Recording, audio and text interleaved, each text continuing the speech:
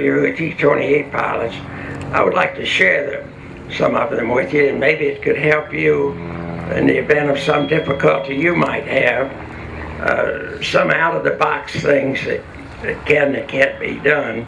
You have to think out of the box in experimental flying, because it seems to me that if you don't really think ahead about all the possibilities and what you would do beforehand, you're going to have to run up all those avenues of ideas in a moment of crisis, and you don't have that much time available to you.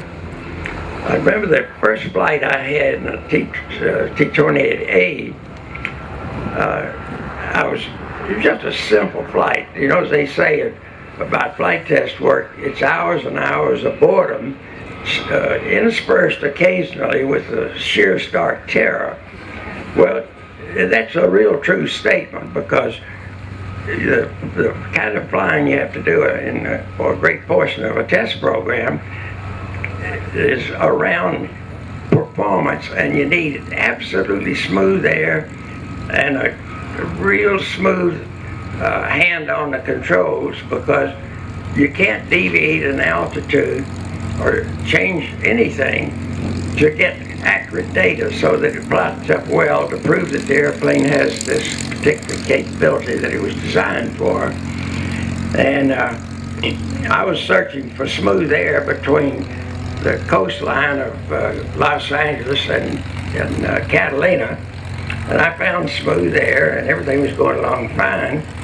And I was out about 12 miles at sea, returning from getting the data going outbound toward Catalina, and all of a sudden I lost the engine. And I thought, wonder what's going on here. I checked everything, and everything looked normal to me, but the engine wasn't putting out any power. Well, what had happened, the carburetor had swallowed the float valve, and I hastily ran through my mind, how can I get fuel to that engine, because it's still turning over, but I'm not getting any power out of it. So I hit the primer switch. I got a burst of power, it quit, and I'd get another burst of power every time I'd hit the primer. And I stretched the glide by doing that, and I made it into the Torrance Airport, which is about 10 or 12 miles away from LA. And they changed the carburetor, and I flew it on back over to Los Angeles Airport. But that's something that you probably never think of. On another occasion, I had a failure again out over the ocean, and it was in January, and it was on a B model, and I nursed it back, had the ship warning light come on, and I was doing an Immelman, and I had an IP with me. It was during the time I was grounded by FAA, and the whole purpose of the flight was to prove to FAA that I had not lost my ability to properly fly a demonstration with it. And my attorney was F. Lee Bailey, the criminal lawyer who had been a Marine fighter pilot, and I had known him when I checked him out in an FJ2, and he called me up, and we were ready to go to trial, and he said, get an IP and give him a camera and put him in the back seat and go through your routine. So I did, and I finished up most of what I wanted to do. And it was all recorded, and I saw the chip warning light come on, and I was pulling up over the top of an Immelman, and my eyes were then glued to the oil temperature and oil pressure, and I watched the oil pressure go to zero, and of course the cylinder head temperature was just going overboard, and the engine was just running rough as it could possibly run and backfiring.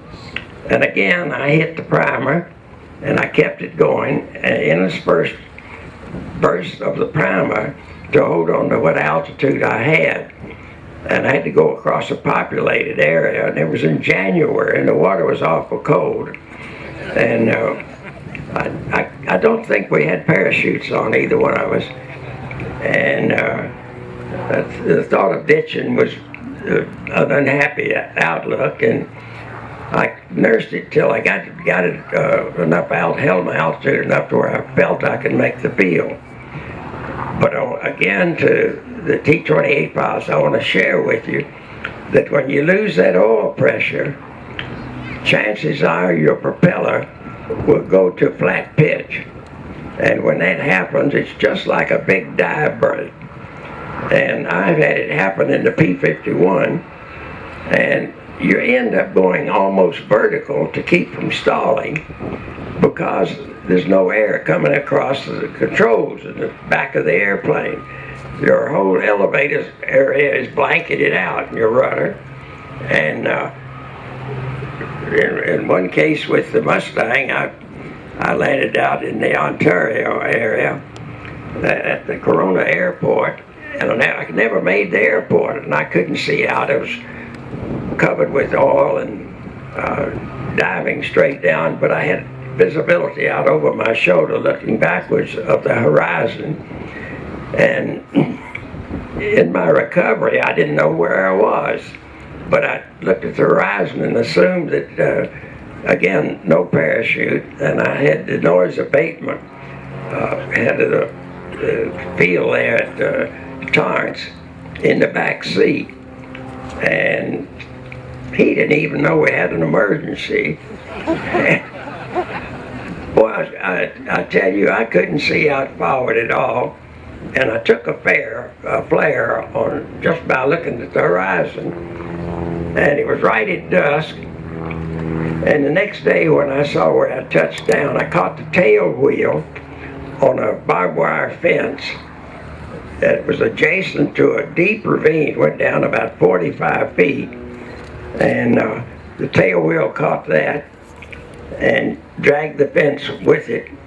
And I went into this open field, never made it to the Corona Airport.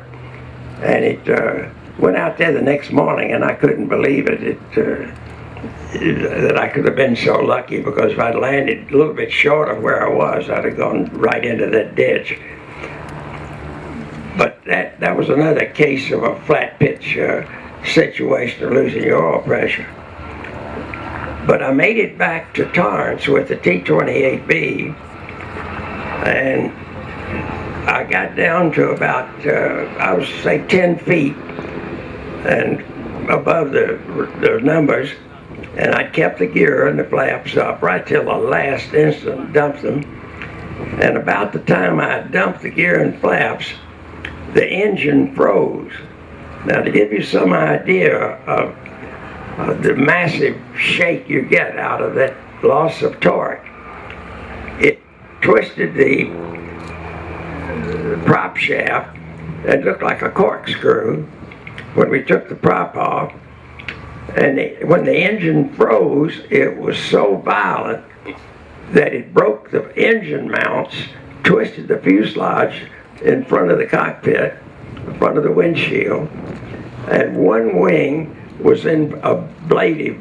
It was blown up, and the other side was collapsed. That's how violent a sudden stoppage is. But it was so violent that it was just like a propeller airplane.